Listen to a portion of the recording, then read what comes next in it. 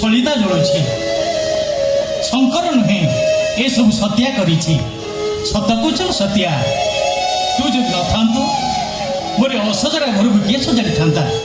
ଏ ସତ୍ୟା, ଆଲୋ ମୁଁ ତୋ ପାଇଁ ଶଙ୍କର ହେଇପାରେ କି ନ ହେଇପାରେ, କିନ୍ତୁ ତୁ ମୋ ପାଇଁ ପାର୍ବତୀ। ତମେ ସେମିତି କୁହନି, ମତେ ତମେ ଦେବେ ସଜାଇ ଦିଅନି। ମତେ ସବୁବେଳେ ମଣିଷ କରି ରଖ। ମୋ ଜାଗା ସବୁବେଳେ ତମ ପାଦ ତଳେ। ଜୋତା କେବେ ମୁଣ୍ଡର ମୁକୁଟ ହେଇପାରେ ନା। କାଇଦାରେ ରହିବ, କାଇଦାରେ ରହିବ। ନହେଲେ ତମେ ମନୁଷ୍ୟକୁ ଚିହ୍ନିଛ, ଜାଣିନ। ମଥାପାତିର ସବୁ ସରି ଆସି ମଣିଷ ମାତ୍ରକେ ଭୁଲ ଅଛି, ଆଉ ସେ ଭୁଲ ମୁଁ ବି କରିଛି।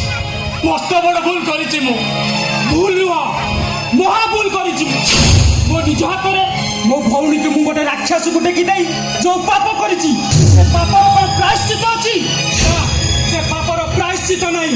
ସତରେ ସତରେ କ'ଣ ମୁଁ ଭାଇ ହେବାକୁ ଯୋଗ୍ୟ?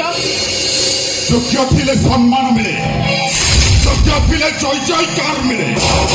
ହେଲେ ମଣିଷ ଯେତେବେଳେ ଭୁଲ ହେଇଯାଏ, ସେ ମୁଁ ବି ଭୁଲ ବାଟକୁ ଅମଣିଷ ହେଇଗଲି, ମୁଁ ପଶୁ ହେଇଗଲି ପଶୁ। ହେଲେ ମୁଁ ଏମିତି ଅମଣିଷ ହେଇଗଲି, ଆଇନ କାନୁନ କିଛି ବିଶ୍ୱାସ କରେ। ମୁଁ କେବଳ ଜାଣିଛି ପ୍ରତିଶୋଧ।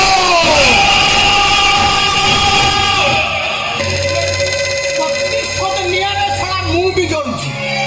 ଢୋଲ ବାଡ଼େଇ ବାଡ଼େଇ ଶୁଣା ଏମିତି କିମିଆ କରୁଛେ, ଇଏ ଗାଁ ବାଲାକ ଗୁଡାକ ସବୁ ଖାଲି ଢୋଲ ବାଲାକୁ ଚାହିଁଲେ, ଢୋଲ ବାଲାକୁ।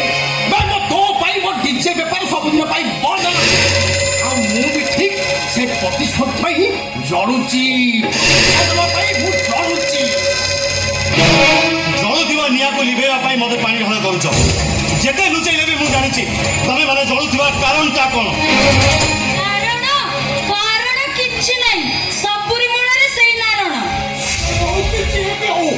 ସବୁ ହଉଛି ସମୟ ହାତର ଖେଳ। ସମୟ ବି ବାପା ମାଙ୍କୁ ବି ଛାଡ଼ି।